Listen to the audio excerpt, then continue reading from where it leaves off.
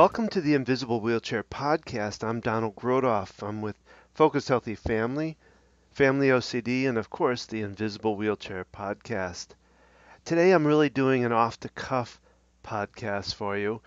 I recently began doing a series of talks with Kristin Clark, who does Kristin Clark coaching, and she is a college prep coach. You know, if you are getting ready to go into that whole college thing with your kids, then she would be the one to really contact. She can help you get ready for it, know what angles to take, all of that.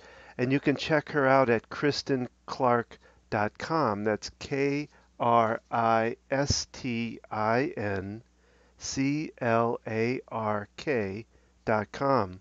And in this series that we began, we've been talking about stress around college, and we kind of breaking it into parts. And I wanted to bring these up here because this, of course, is what we talk about in the Invisible Wheelchair Podcast is stress and anxiety. And when it comes to college, and I've worked with teens, I've worked with parents that are going through this process, and I look at it as a three-part kind of process in a way. It's the before, when you're looking up colleges, visiting them, deciding on all of that, and the stress that goes around that, the pressures, the worries, the fears, all of that. And then there's the part where you transition, in that transitional period of whether it's moving away or just getting everything ready once you've been accepted and going to a school, whether it's local or you're moving away. Both have different things around them in that transitional time. And then the third part, to me, once you're settled in, you've transferred there, moved there, whatever, it's then acclimating to the life, a different life in college. In this series, we're kind of breaking it down into those parts, talking about the different places where stress and anxiety come in, and then how to get around that and how to work through that. And again, I talk about the EFT, which is the tapping stuff I do. And then Kristin and I talk about, how we can find different ways outside of that. We talk about that in the interviews, and I wanted to present that here. And remember, if you are in that place as a parent and as a teen that are getting ready for college, I can help you learn to manage that, learn techniques that you can do while you're there for yourself to help you do that. So enough about that. Let's get to that interview.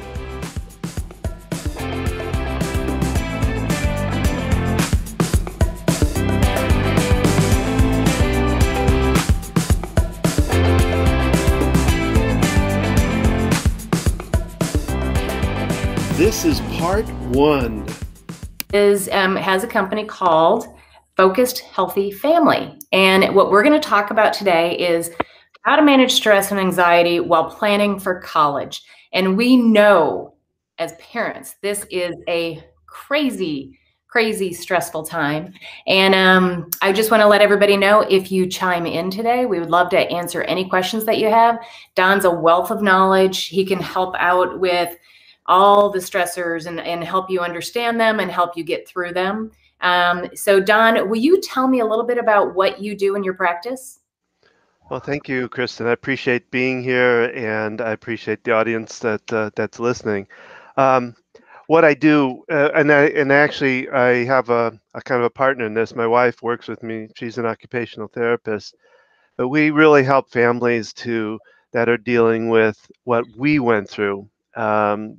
We went through some major anxiety issues, traumatic anxiety issues with my own family.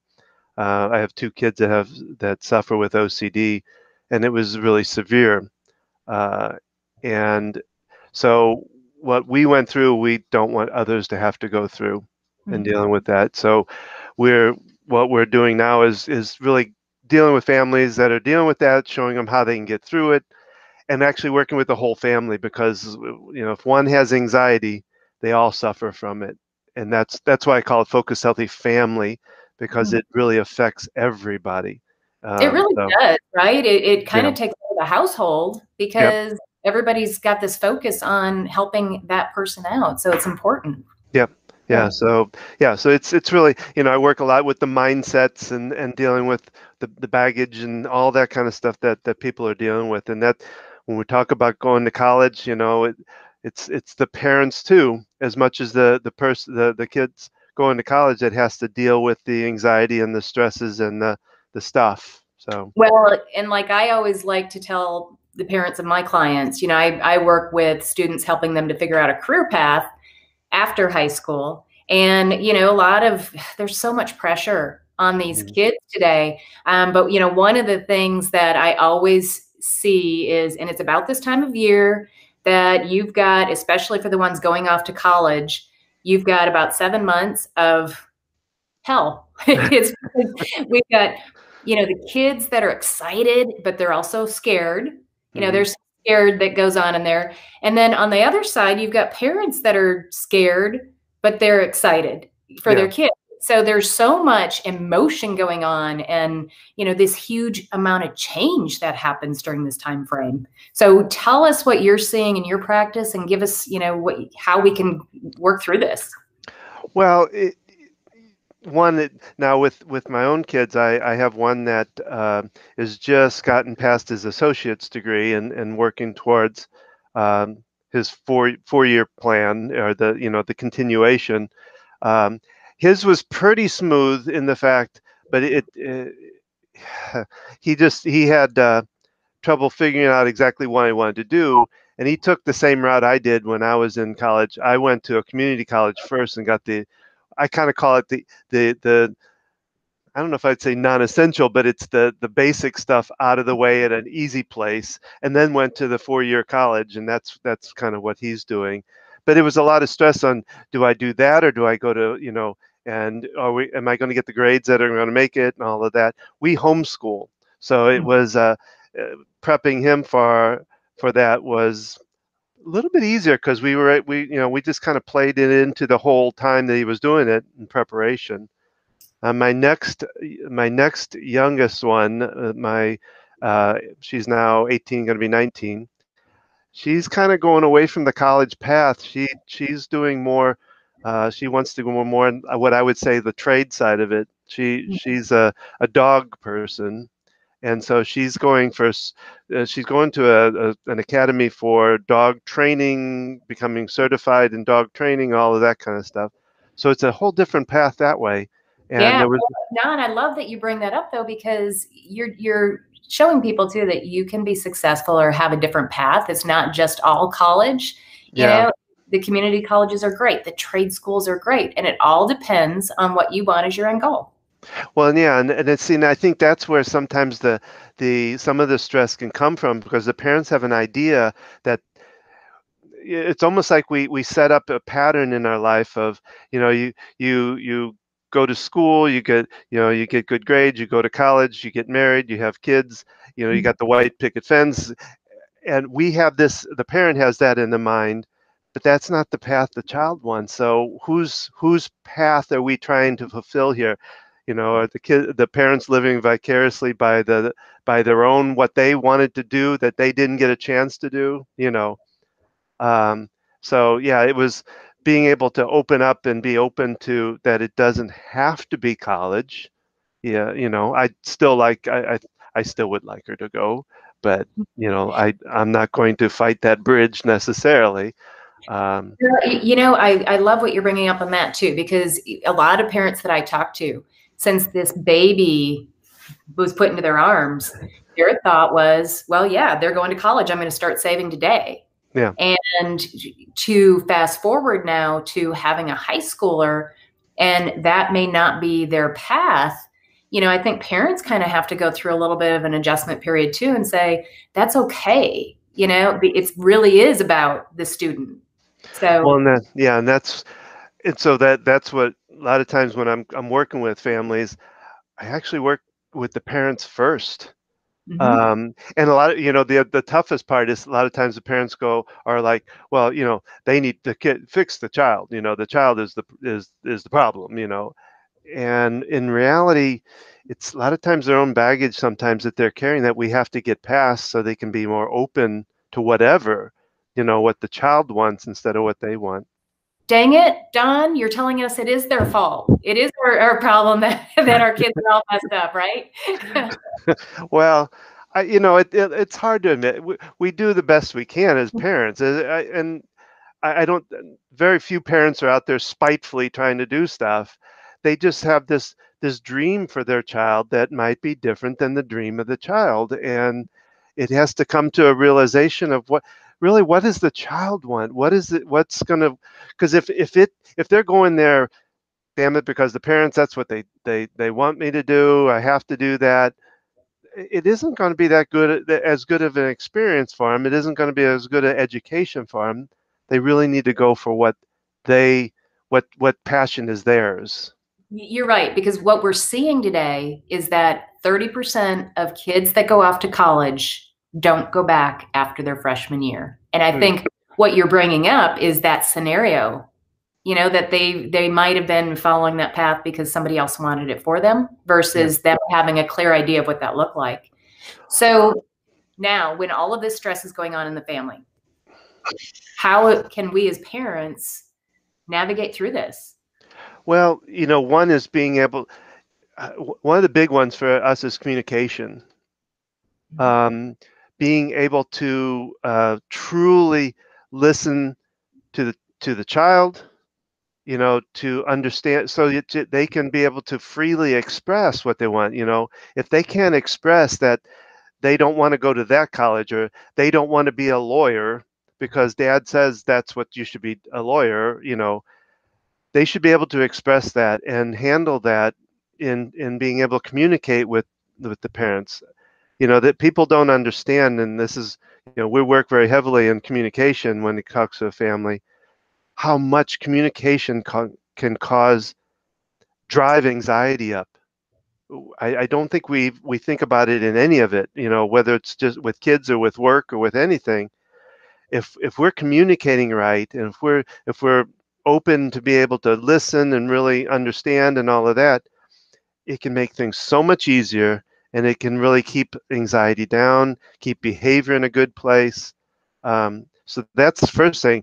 But then the other part is really working with them in their own mindset. Like I said, what are they carrying into this? What was their college experience, the parents' college experience like? And are they now, like I said, vicariously trying to live through the child to get what they wanted, that they didn't get? Yes. Are they resenting, this child because they're not doing, they're not following their path instead of the child's path? So, Don, tell us on the communication side of this. It's not that all of a sudden one day we're not communicating very well with our child, right? This has been probably an ongoing experience, and not that parents aren't communicating and talking with their child, but maybe because that child now is growing into an adult and they're built to start to pull away from it. Do you have any tips for us to say, okay, if you're feeling this relationship stressed, what's one thing that we could do just to open up that communication line with our kid? Well, I'll actually give you two quick ones too. One real easy one, and this is going to sound so simple and so, too easy kind of thing. But one of the big things is being able to respond to them in a way that gets them to talk. What we tend to do as parents is we tend to want to throw out real quickly a fix or a solve or an answer, versus using what we call it a one-word answer, like or wow, that's interesting.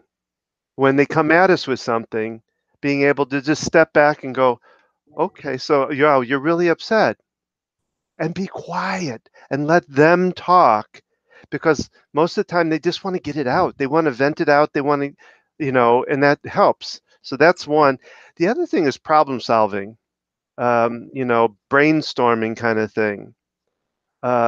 You have an issue of what to do.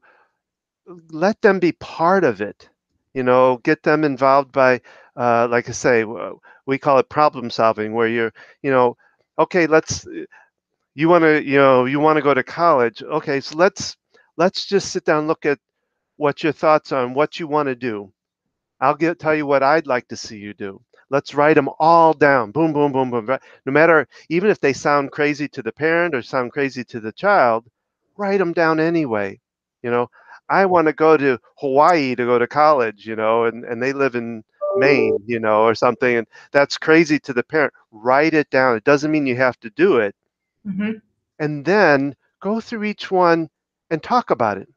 Well, Yes, and I got to tell you, when I'm working with a student too on a career path, the same thing happens. If they are thinking that they want to be a park ranger, we talk through it, and they will talk them out of anything that isn't realistic or doesn't make sense, but they have to your point, be able to talk through that on their own. yeah, well, and then, Right?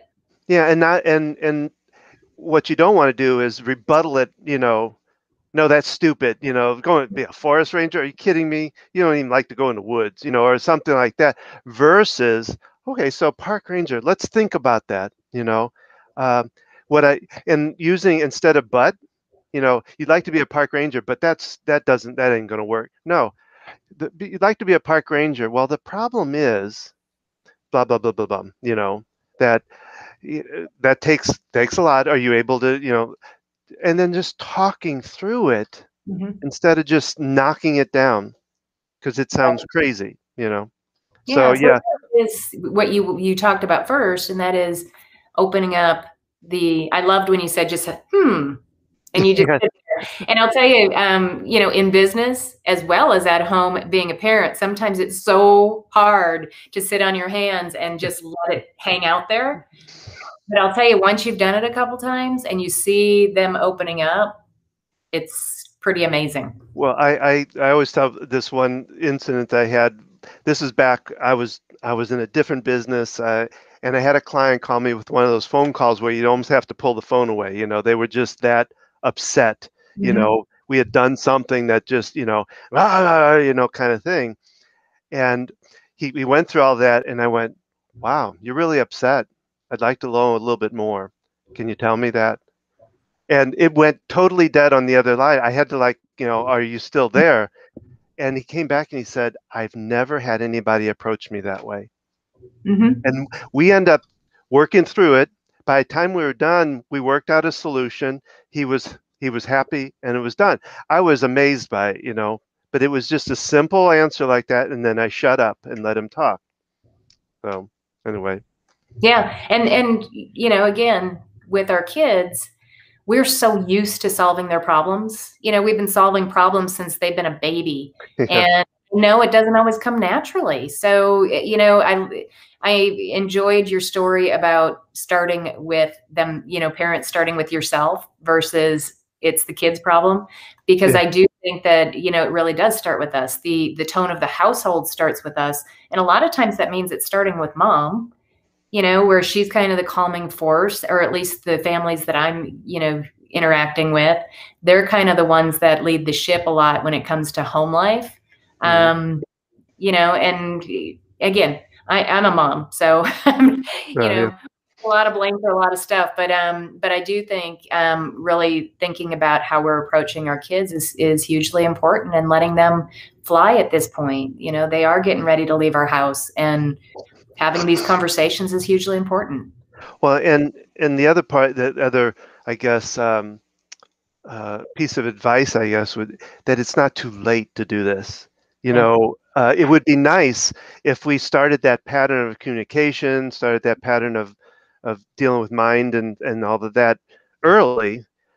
But if we haven't, that doesn't mean it's too late. I mean, I have worked with clients that, they weren't even speaking to their kids, and we worked through it, changed how they responded, changed how they talked, and all that, and did a lot of mind getting clearance in the mind and getting them back together as a family, back as a talking to each other, having a better relationship. And so it's not too late, even if you're talking about teens, it's not too late to change that.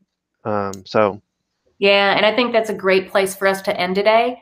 And I did want to let the viewers know that Don and I are actually going to be talking about not only, stress and anxiety for planning for college, but how do we deal with stress and manage that for during the college years and then after. So we've got a whole series for you, and we'd love to have you back.